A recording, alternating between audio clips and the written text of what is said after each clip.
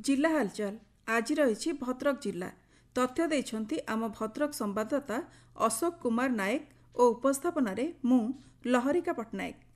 धन धान्य फसल योजन चाषी 6 वर्षर सुविधा मिलवा नहीं केन्द्र सरकार निष्पत्ति ग्रहण कर भद्रक जिलार चाषी महल आनंद प्रकाश पाइथिबा बेले सेमाने प्रधानमंत्री को धन्यवाद जणाइछंती।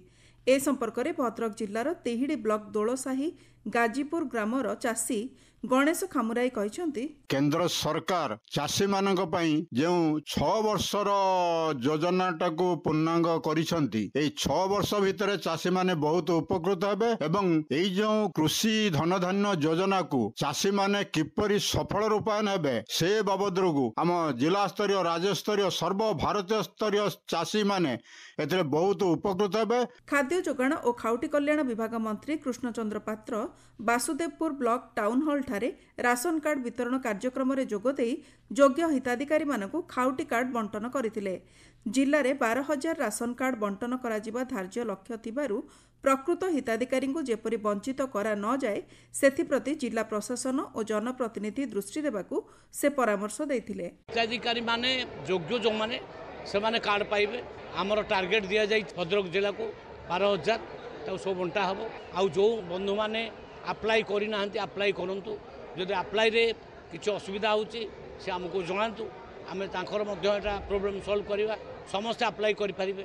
तेणु समस्ते अप्लाई करूँ सर्वे आम करूँ जी एलिजिबल हम से पाइबे। चाषी मानू शुभेच्छा जनाऊँ जो मैंने चाष कर रजिस्ट्रेशन करंतु तांको धान किणा जिवो। भद्रक जिला धामनगर निर्वाचन मंडली विकसित हेबा नै सरकार को 1 वर्ष पूर्ति समारोह उत्सव अनुष्ठित हो जायछि।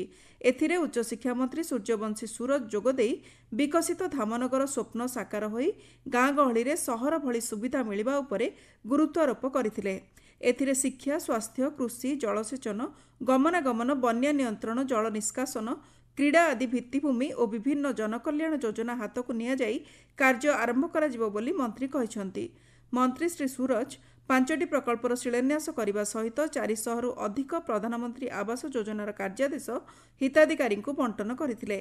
से कहिथिले केतेबेले सरकार को सहायता आसिक पहुंचबो मु आउ किछि पैसा लगेबी एवं मु दीर्घ दिन धरिकी जो कच्चा घरे रहुची ताहा धीरे धीरे माटी घररू पक्का घरे परिणत हेबा।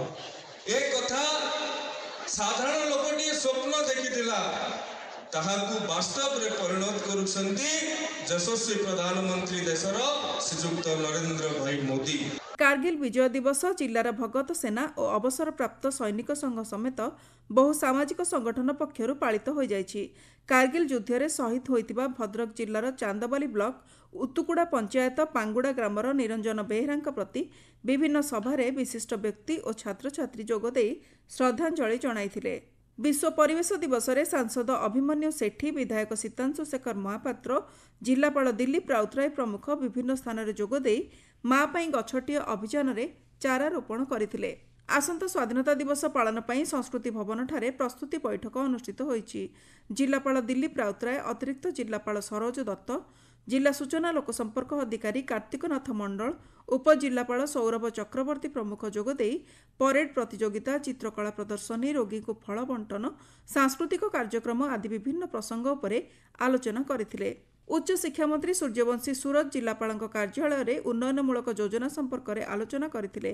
साळंदी नदी और बैतरणी नदी पार्श्व चारा रोपण सरकारी जगार क्षुद्र जंगल सृष्टि करने नेहरू स्टाडियम और इंडोर स्टाडियम विकास उपरे मंत्री गुरुत्वारोप करथिले।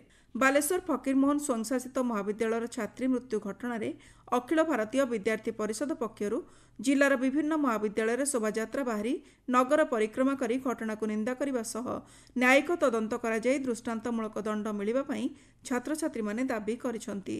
19तम जातीय परिसंख्यान दिवस जिलापाल कार्यालय जिलापाल दिलीप राउतराय अध्यक्षतार अनुष्ठित होइथिला।